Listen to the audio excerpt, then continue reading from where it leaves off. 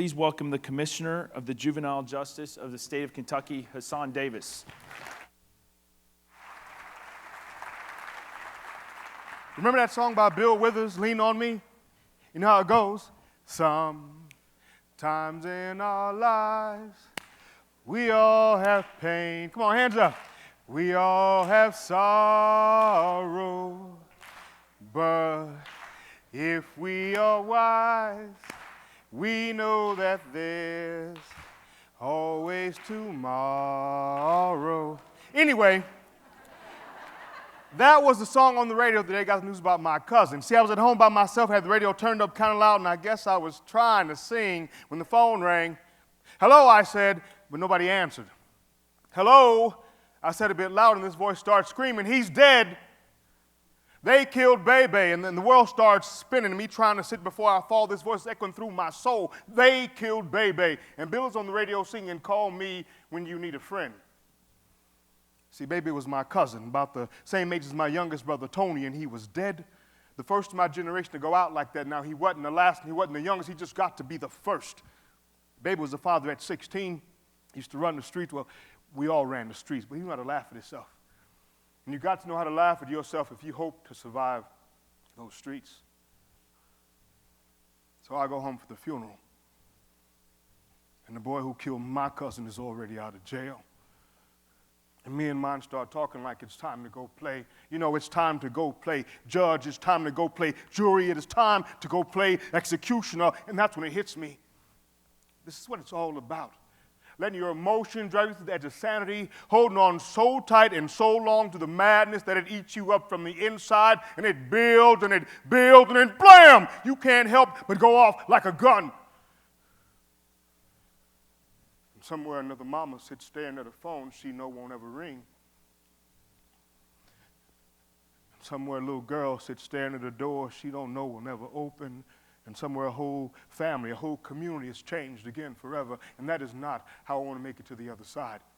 So I start trying real hard not to let other people push my buttons and make me do things, but sometimes I still get so damn mad I can't see straight. And then that song will pop into the back of my head. And sometimes I pick up the phone and I push the little star button and I say, hello, you know, I'm talking to the other side. I say, I miss you, baby. And I miss you, Stevie. God, I miss JoJo. See, JoJo was only 14 when they shot him in the head. I say, I miss you and will never forget you, and thanks for listening. I wish I could return the favor. But I'll talk to you again real soon, so just keep watching my back. Peace. And the whole time, it's that crazy song that never stops playing right at the back of my head. I'm right up the road, and I'll share your load if you just call me. I remember that song now because now that's Bebe's song. Ladies and gentlemen, my name is Hasan Davis, and I am so honored to be here today. And I realize I have a very short amount of time. I have so many things I want to say, partly because I'm ADHD, and I'll let you know that up front so that if I do go, you will know why. And so there are a lot of things going on in my head, and I've got about 75 slides just in case I get to them. I want to make sure I was prepared. I serve as Commissioner of Juvenile Justice for the state of Kentucky, and given the story you just heard that might be a little confusing, I want to tell you a little bit about what redemption is, about what it means when a group of people who don't have to choose to make a child's success their mission, how education is necessary, how engagement is necessary. I think it was great to hear Dr. Daphne say that community and choice, those are the things that make a difference in life. And those are things I really actually want to talk about, and we didn't even script this, but before I get into my conversation, I want to talk to you about some data. We look at education and it's weird for me to be the guy talking about education, but I figure if I can work myself out of a job, I could go back to acting, which is my real passion, one of the things I love to do. And, I do historical interpretation. I portray York of the Lewis and Clark expedition. Have you been on the Belvedere and seen the statue of York? I'm model for that statue. for Ed. And so I'm very excited about it. And I portrayed York for the whole bicentennial of Lewis and Clark across the country. But I'm sorry, I just went there. So what I was trying to tell you is that education matters. When education increases, crime reduces. And so we have those people who have these great conversations about how they want to hear about education. I don't have kids in school. I don't have an investment in this. I just want to have safe communities. I want to have people able to take on work and jobs in our community. I want my property values to go up, all those great things. And so whenever we start talking about how important it is for children to feel valued and loved, they kind of tune out, like with the teacher on Charlie Brown, womp, womp, womp, womp, womp, womp, womp, womp, right? And so what I've understood is that in order for us to have a real conversation, everybody has to be engaged.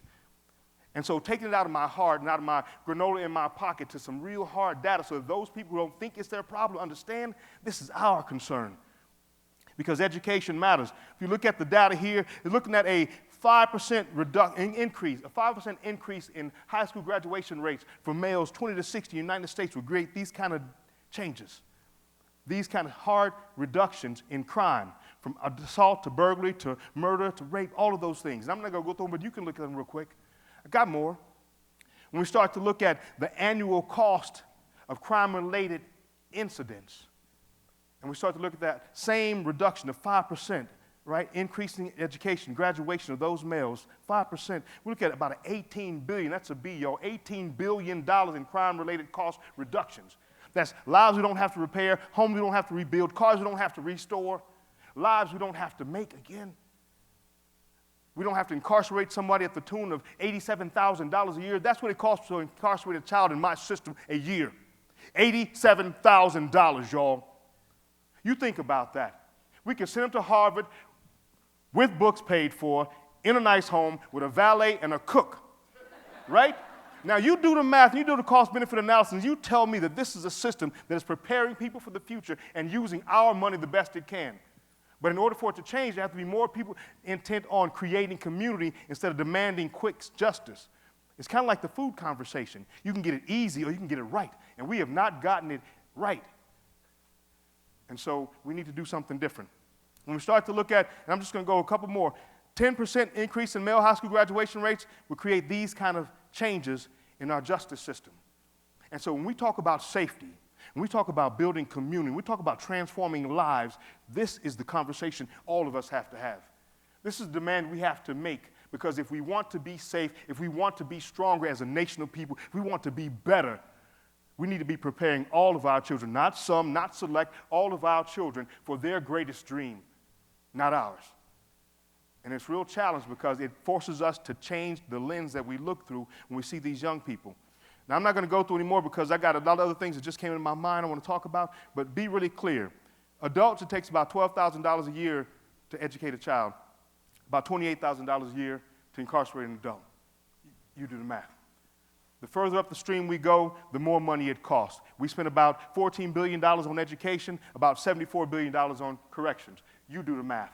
If this is where you want to invest, if this is what you believe is your greatest strategy for future success, then let's hold on to it. But if you don't, we have to get radical. We have to disrupt some of these systems. And again, I'm the guy that is running a system. And if I'm telling you we got a problem, we got a problem, okay? And so we need to listen up. But I want to tell you a little bit more. Just really quickly, dropouts are 3.5 times more likely to wind up arrested, more than 8 times more likely to be in jail. Between 16 and 24, 63 times more likely to be institutionalized if they have dropped out instead of going to college. I'm just saying. So I'm done with that. I want to tell you a little bit about myself because this is an informed personal conversation. My life young was very easy, very nice because it was one of those textbook lives, mom, dad, and everybody living in the same house. And things started to get complicated very quickly as I grew. Started to realize that I wasn't going to be like other kids, that I had some issues, that there were some things going on with me that maybe were going to create complications. I was a black male child from the inner city growing up on welfare. I was deaf in one ear and I was blind in most of my eyes. And when I was 6 years old, my sister and I walked in on my dad, both hands around my mom's neck, straddled her on the couch, choking the life out of her. My sister ran to the kitchen and grabbed a butcher knife, and I grabbed a Coke bottle, and we stood as menacing as a 6- and 7-year-old can when a man is taking everything you love from you. When he looked over and saw that what he had become in our eyes, maybe just for a second, it gave him pause, and he released his grip enough for her to gasp for air and dive for the phone. And as the police escorted my father away in handcuffs, life changed.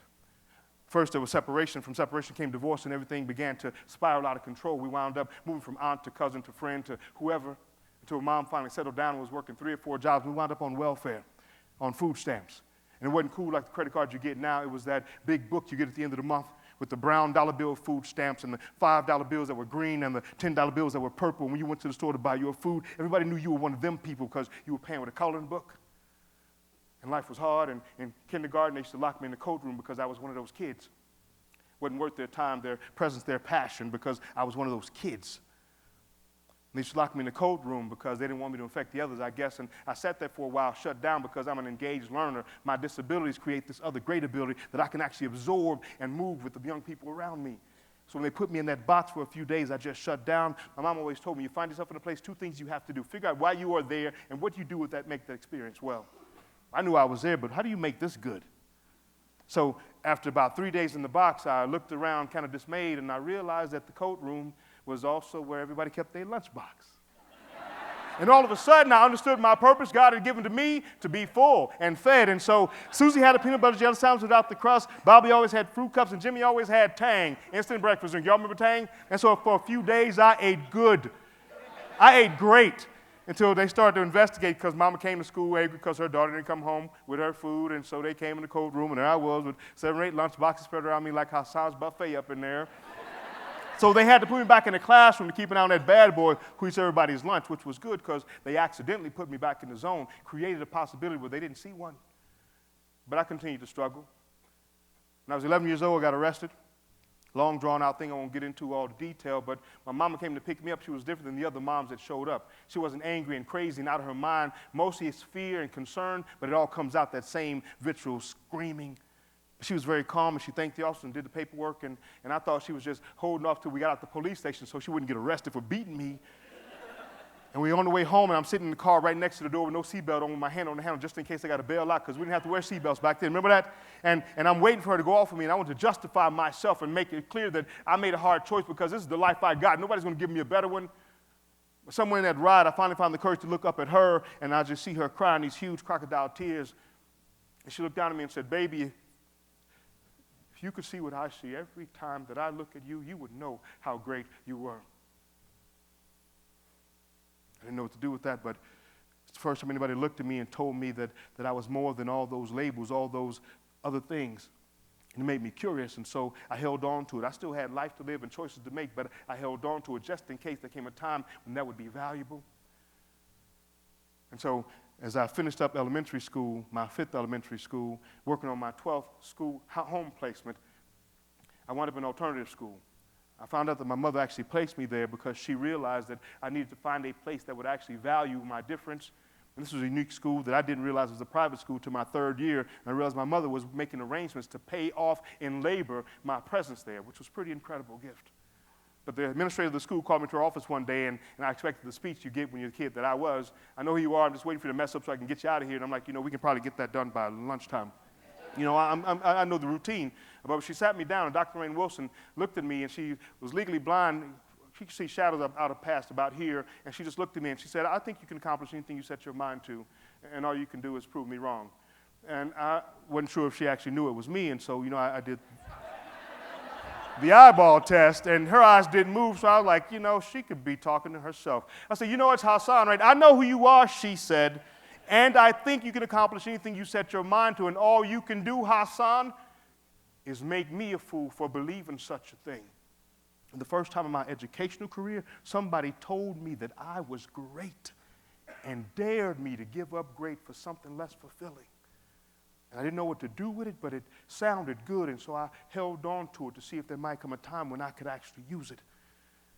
I got expelled from that alternative school eventually, my senior year. I'd been there 5 years. Got my GED. Me and my brothers got our GED because we all got kicked out of school together. And as you can imagine, we were a little rough around the edges. My brother Sean, who's on the left-hand side of that picture, the Don Johnson look, this was the 80s. He was cool. I remember coming home once from alternative school. I lived at the school, and he was sitting in the corner with some wires tied around his head. I was like, "What are you doing, Kaz?" He said, "Yo, man, I'm talking to my girl." I said, "You're not talking to the girl. You got wires tied around your head." And so I took it from him. "Hello?" I said, "Hello." Somebody answered. "Oh, snap." I said, "Where did you get this?" He said, "Remember that old Walkman?" Any of y'all remember Walkman? Right, before an iPod, before a CD player. You had a Walkman and like 20 batteries. You could pay a whole half of a cassette, right? Before it started going like this. You remember what I'm talking about? He said, remember that Walkman? I said, yeah, I remember that Walkman. So I took that Walkman and that broken telephone, and I took them apart, and I started looking at the wires inside, and they looked the same, some of them. So I started messing with them until I got some static. And I started messing with someone. I got a dial tone, and I called my girl. I said, you made this? He said, no, I was just kind of, you made it? He said, yeah, I made it, man. Now get that. My baby brother built a telephone headset. This is 1983, y'all. We didn't have telephone headsets. Still had that old phone, right? 6 numbers in, you mess up, you got to call the operator for assistance. But he built a telephone headset. I said, Sean, you could be one of those electric guys. That's all we had. And he just started laughing at me. He said, nobody's going to let me do this in the real world, man. This is just what we do at the house. Ain't nobody going to let us be this great out there. I'm pretty sure that's the day I lost my brother. Derek is the same way, completely genius, powerful. What you need to know now about my brother Sean is he's serving 57 years. His scheduled release date is year 2056. My brother Derek is now serving a life sentence. He's 20 years in. These are two of the most intelligent people I've ever met.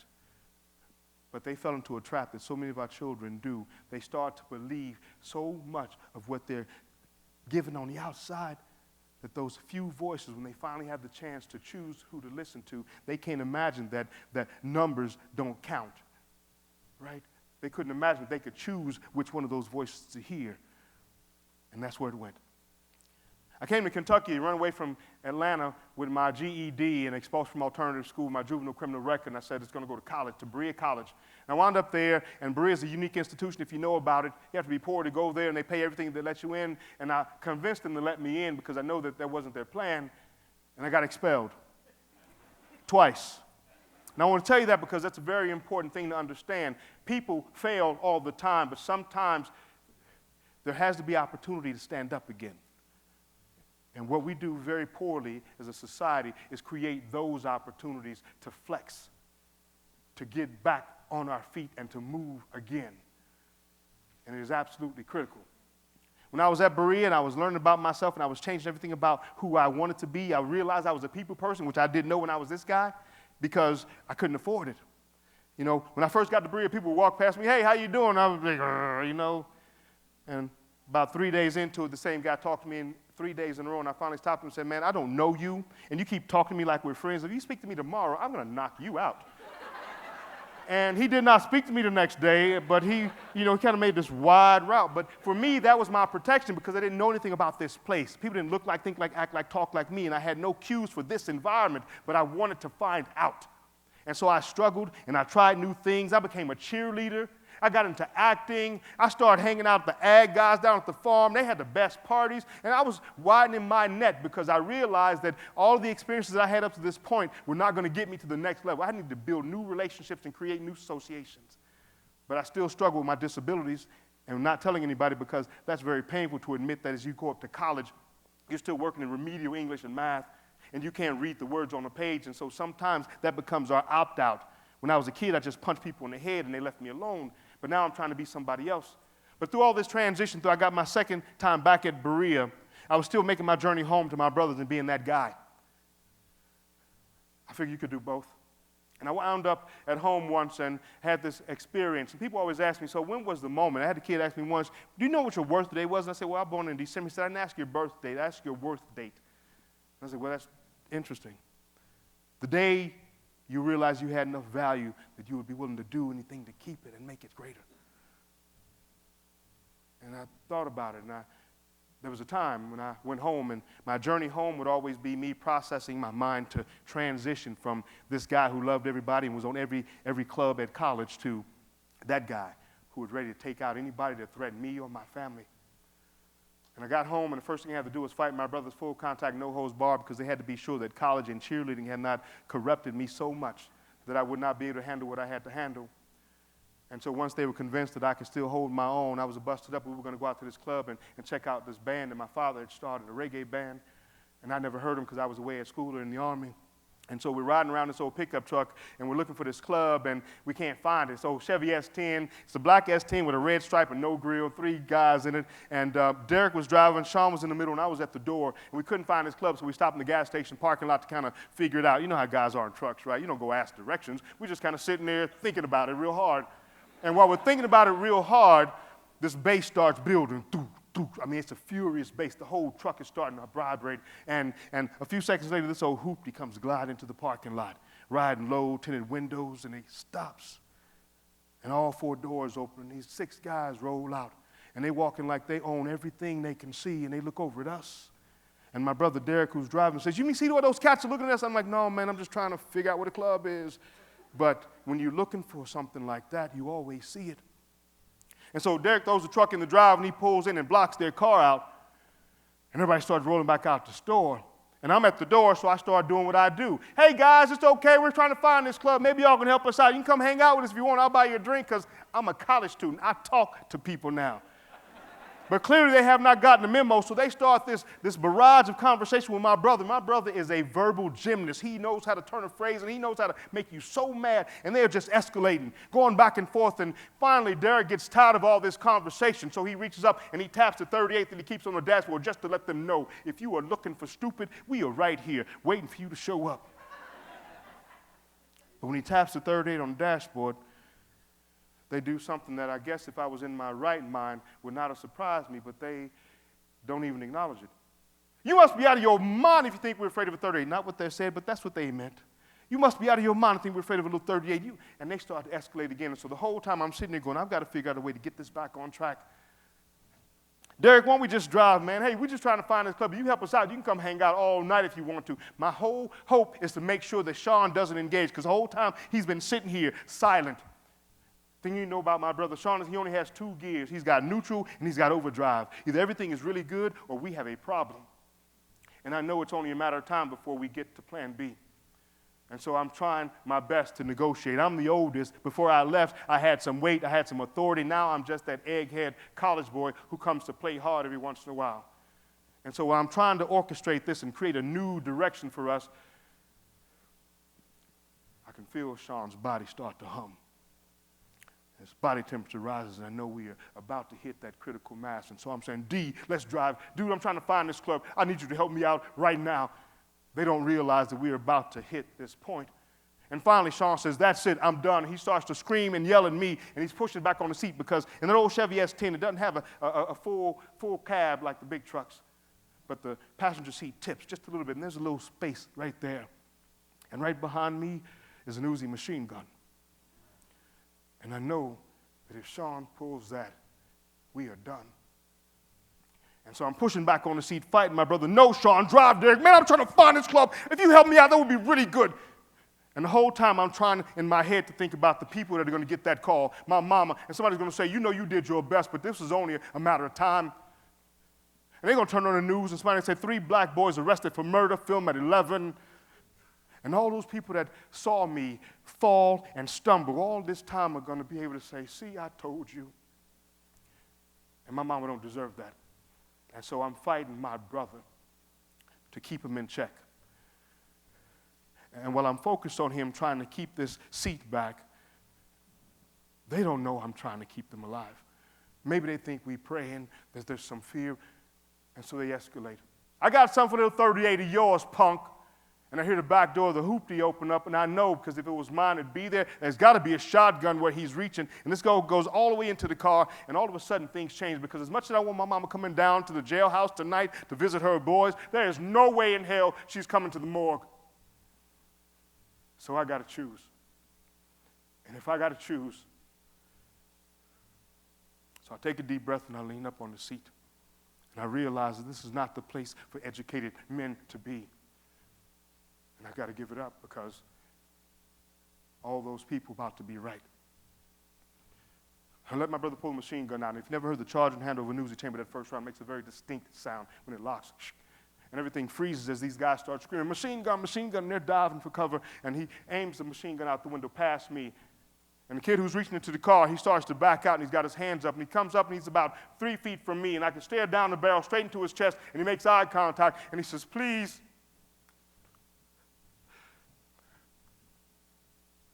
please, God, don't kill me. And I'm telling myself that this is no longer my choice. I gave you a chance, and you made me choose, and I choose to live.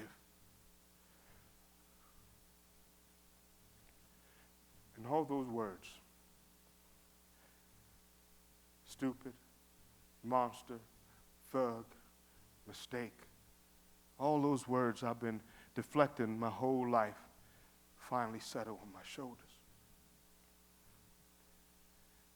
In the middle of all that chaos, at the top of my head, I hear this voice. If you could see what I see every time I look at you, baby, then you would know how great you were. I think you can accomplish anything you set your mind to, Hasan, and all you can do is make me a fool for believing such a thing. So that day, I only had two voices. But that day, I had two voices. And for a split second, I found the courage to believe in them more than the whole world around me. And I took a deep breath, and I grabbed the barrel of that machine gun. I made my brother take his finger off the trigger, and I turned and I said, "Lay down, boy. And thank God I'm not the man I was 2 years ago. What you just put me through, you would never see the sun rise." And we peel out of there like the Dukes of Hazzard, and we burn through the streets for a couple of miles, and we get to a side road and do that nervous giggle, and you're too tough to cry. We get ourselves together and find the club, and I go in, and my mom is there, and she gives me that look. Now, this is 2 days home for a 2-week visit. And the next morning, I pack everything in my mama's house, and I give her a kiss goodbye. And I buy a one-way ticket on the Greyhound back to Kentucky, and I make a promise to not return until I can finally see that man she'd been looking at. And it was a hard choice for me. But it was based on a choice. And the thing that most of the young people we see that struggle don't have is options. And every one of you have the ability every day to sow that seed. And you don't have to be mindful of whether it actually takes root or not. Our job is to sow a seed in rocky ground. How deep those roots go and how many that fruit feeds, we have no control over, but we do know that the ground has been seeded. Then it's up to them to make a choice if they want to be in a community or removed from it. And we have tools to do that. So I need you to help me get out of this job. I need you to make education a priority for every child in our community, so that they know, whether they choose to own it or not, that we believe in the potential that they have. Thank you all very much. Thank you.